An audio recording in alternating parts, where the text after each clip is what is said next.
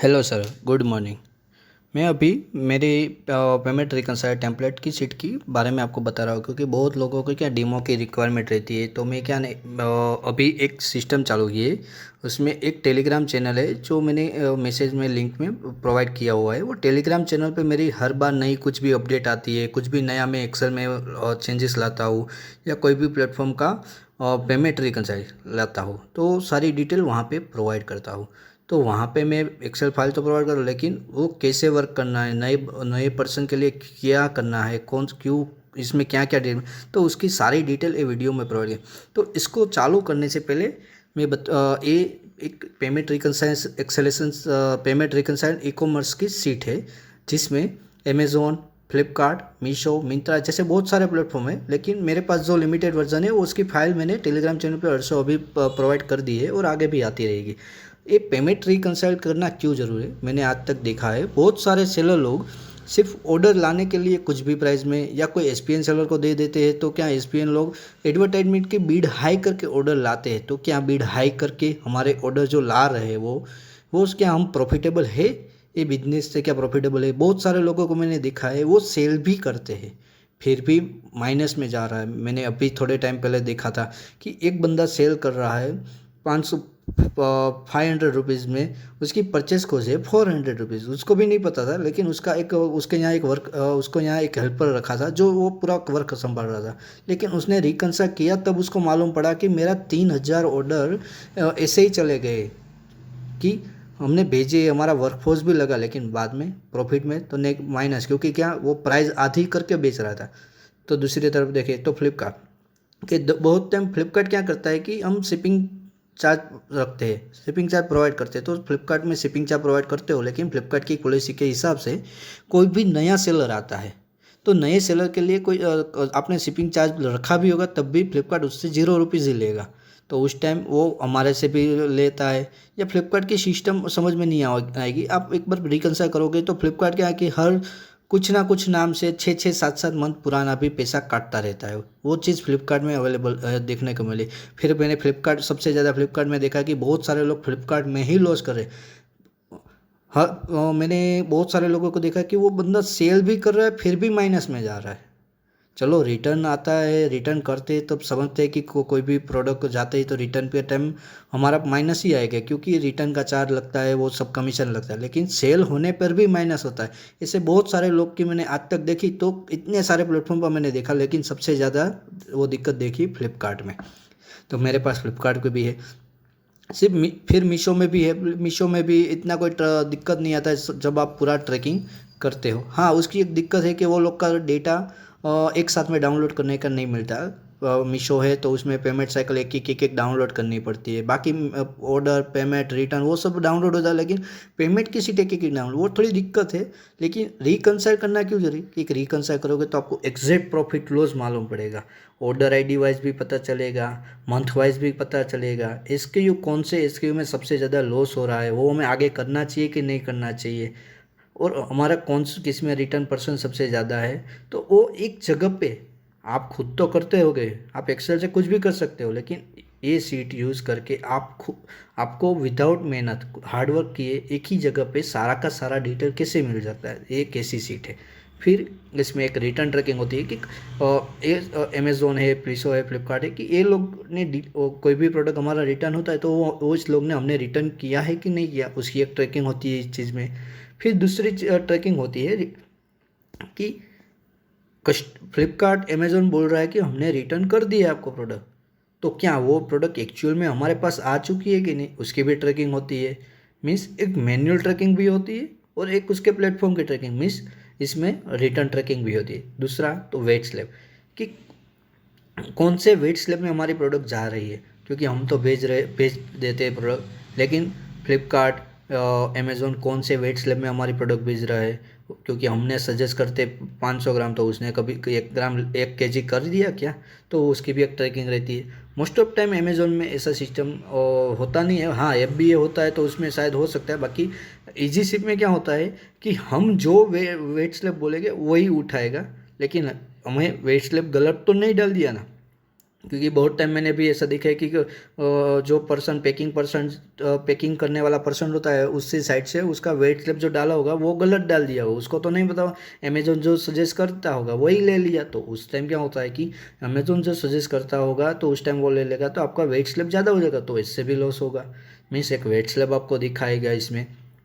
फिर एक तीसरा है कमीशन, कि आपको कितना कमीशन परसेंट लगा है, कमीशन परसेंटेज आपने अमेज़ोन का कितना चल रहा है, आपको कितना उसमें कहीं पे गलत तो नहीं काटा ना उसकी ट्रैकिंग। अभी आप बोलोगे मैं एक्सेल में कर सकता हूँ, तो आप एक एक ऑर्डर पे कर सकते हो, लेकिन उसके लिए बहुत कुछ प्रैक्टिस चाहिए, बहुत कुछ एक्सेल में वर्किंग चाहिए, और वो भी वन टाइम नहीं, आपको हर बार करना पड़ेगा। और ये चीज़ कैसी है, वन टाइम है, इसमें आपको कुछ भी नहीं करना है, आपको सिर्फ अपडेट का बटन दबाना, आपको डेटा सारा मिल जाएगा। तो इस तरह की आखिर ये कंप्लीट पूरी शीट है, उसमें बहुत कुछ ट्रैकिंग है। बाद में आप भी परचेस करते हो, आपको कुछ भी करवाना हो, आगे कुछ भी चेंजेस करवाना हो इस शीट में, तो वो भी पॉसिबल है। उसका कोई चार्ज नहीं है, बाकी उसकी एक वन टाइम चार्ज है। वो सारी डिटेल आप टेलीग्राम या मेरे व्हाट्सअप नंबर नीचे प्रोवाइड किए उसमें कर सकते हो। इस तरह से पूरी ये सिस्टम है। अभी हम चालू करते हैं कि ये पेमेंट अमेज़ोन का पेमेंट रिकॉर्ड कैसे करना है। तो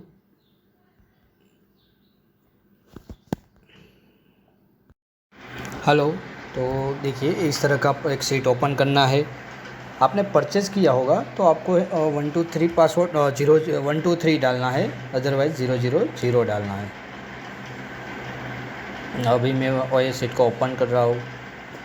इस सीट को ओपन करके आपको चले जाना है मैनुअल वाली सीट में। तो क्या कोई भी प्लेटफॉर्म होगा तो सबसे पहले आपको मैनुअल वाली सीट में चले जाना है। उसमें एक रिपोर्ट रिक्वायर्ड का लिखा होगा, कौन कौन सी रिपोर्ट रिक्वायर्ड है। फिर ये बाजू में बहुत सारे बटन दिए, व्हाट्सअप कॉलिंग के लिए, व्हाट्सअप कॉन्टेक्ट के लिए, और आपको कभी भी डाउट हो तो यूट्यूब पे जा सकते हैं। मेरा व्हाट्सअप फ़ोन नंबर भी यहाँ प्रोवाइड किया हुआ है, आप वहाँ पे भी मुझे कांटेक्ट कर सकते हो। तो इसमें एक रिपोर्ट की है, तो चलो रिपोर्ट देख लेते हैं कौन कौन से रिपोर्ट डाउनलोड करने हैं। तो उसमें पहले तो अमेज़ॉन पोर्टल पे चले जाना है, और यहाँ पे जो 4 रिपोर्ट डाउनलोड का जो मैंने ऑप्शन दिखाया है वो चारों के चारों रिपोर्ट इस तरह ही मीशो फ्लिपकार्ट सब में इस तरह ही होगा, डाउनलोड मैनुअल में लिखा होगा कौन कौन से। तो ये पहले हम देख लेते हैं कौन कौन से रिपोर्ट डाउनलोड है। तो यहाँ पे दिखाया है ये एक रिपोर्ट डाउनलोड करना है, डेट रेंज रिपोर्ट डालना, फिर एक रिटर्न रिपोर्ट भी करना है। रिटर्न रिपोर्ट ध्यान रखिए कि वो टीएसवी फॉर्म में करना है। यहाँ 2 फॉर्म में आता है, एक्सएमएल और टीएसवी, तो इसमें हमें करना है एक्सएमएल। फिर जाना है फ्लिपकार्ट में वाली शीट में, तो फ्लिपकार्ट की फुलफिलमेंट शीट में भी हम डाउनलोड करना है, वहाँ भी हम डाउनलोड कर सकते हैं।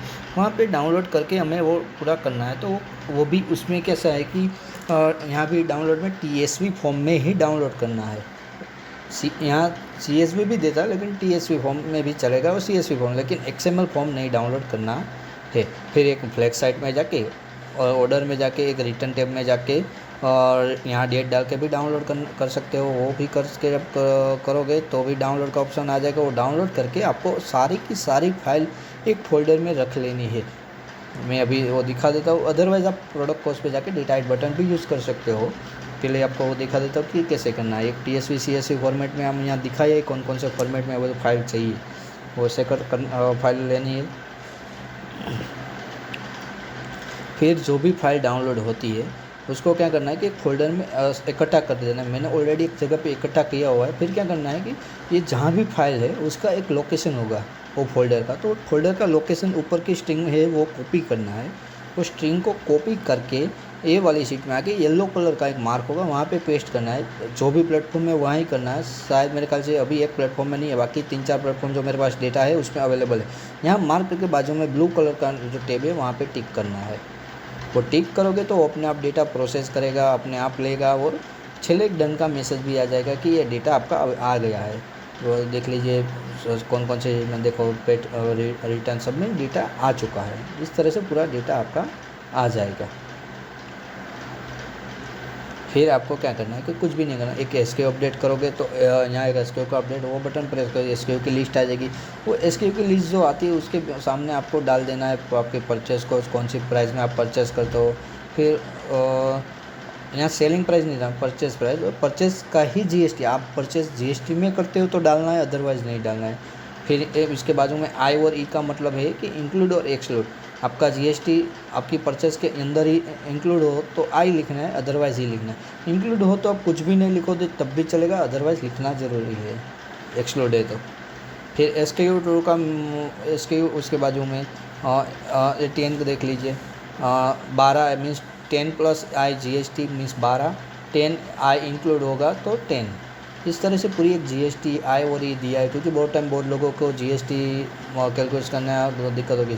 फिर बाद में SKU2 का बटन है। SKU2 में क्या है, SKU2 का मतलब है कि आपका जो SKU है वो कोई भी नाम हो, लेकिन आपको पूरा रिपोर्ट कोई और नेम से देखना हो, कोई और SKU से देखना हो, तो वो भी बन जाता है। वो हम बाद में भी देख सकते हैं कि वो कैसे बनेगा। में फिर एक कैटेगरी आती है कि यहाँ आपको कैटेगरी लिखनी है, ऐसी नहीं कि वो एग्जैक्ट कैटेगरी, लेकिन जो भी नाम की आप कैटेगरी लिखोगे वो कमीशन ट्रैकिंग के लिए, मीन्स आपको एक ऐसी कैटेगरी का नाम देना है, वही नाम आपको कमीशन वाली एक सीट होगी, वहाँ पे वो नाम कैटेगरी सेम नेम में देना है। उसके बाजू में कौन सी डेट लिख से कौन सी डेट तक हमारा क्या कमीशन रेट होना चाहिए था अमेज़ॉन के पोर्टल पर, वो हमें मैन्युअल करना है।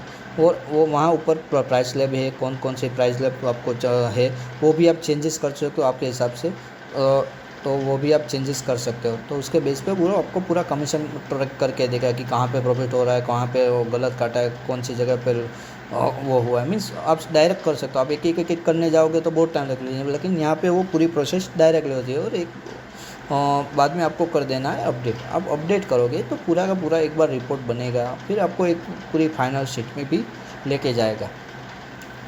तो थोड़ा टाइम रुके, देखो यहाँ फाइनल शीट में भी आप आ चुके हैं। यहाँ पहले तो एक ग्रांड टोटल है प्रोसेस दिन का, ये ग्रांड टोटल है। और यहाँ जो प्लस होगा उसको आप ओपन करके तो अभी पूरा रिपोर्ट आपका ऑर्डर ID वाइज दिख रहा है कि कौन सी सेलिंग प्राइस पे गया है, कौन से रिटर्न हुआ है, कितनी क्वांटिटी सेल हुई थी, कितना रिफंड, कमीशन, क्लोजिंग फी, FBA फी मीन्स एडवर्टाइजमेंट फी, GST का भी पार्ट है, GST की कितनी क्रेडिट बचेगी, लॉस होगा, क्या होगा, मीन्स इसके बेस पे सारा प्रॉफिट लॉस भी दिखाया है। एक्चुअल कमीशन कितना है, आपका कमीशन कितना है, मीन्स ये पूरा नीचे अवेलेबल है। इसको अभी शॉर्ट करने के लिए ऊपर बहुत सारे स्लाइजर भी दिए, प्रॉफिट लॉस कितना, बैंक में परचेस को सब कुछ है।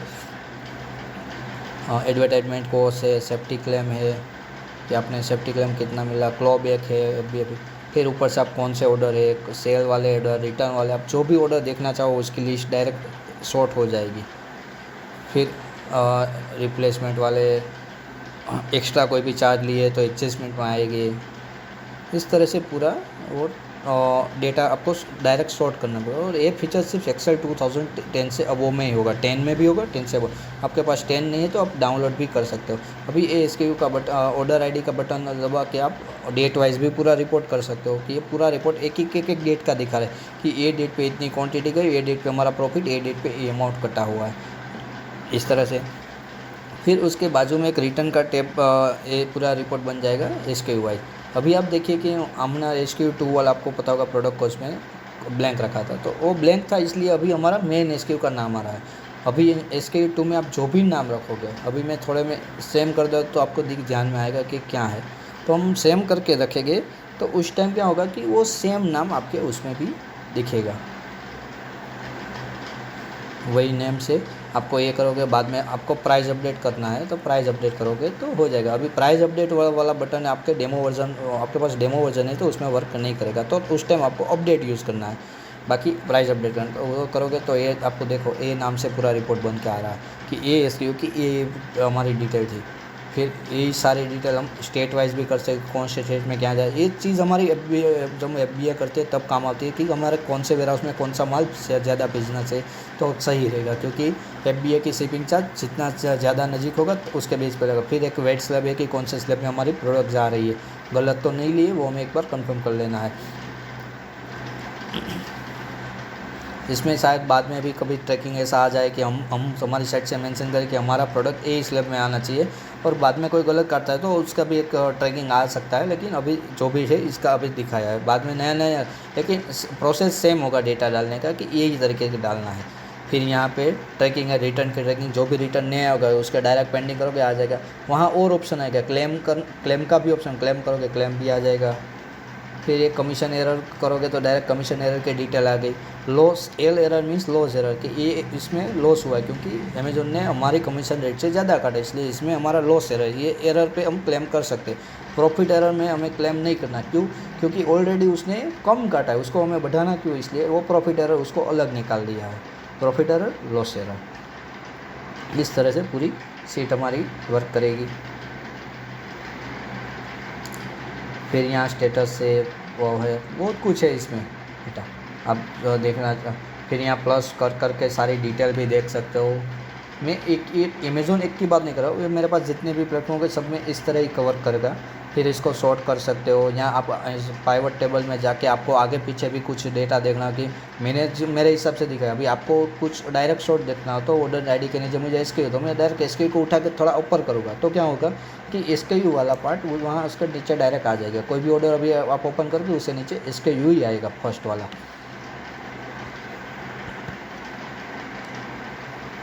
फिर ए वाली शीट प्रोडक्ट कॉस्ट हो गई। फिर आपको इसका डेटा नीचे न्यू कर दोगे तो वो शीट का डेटा निकल जाएगा।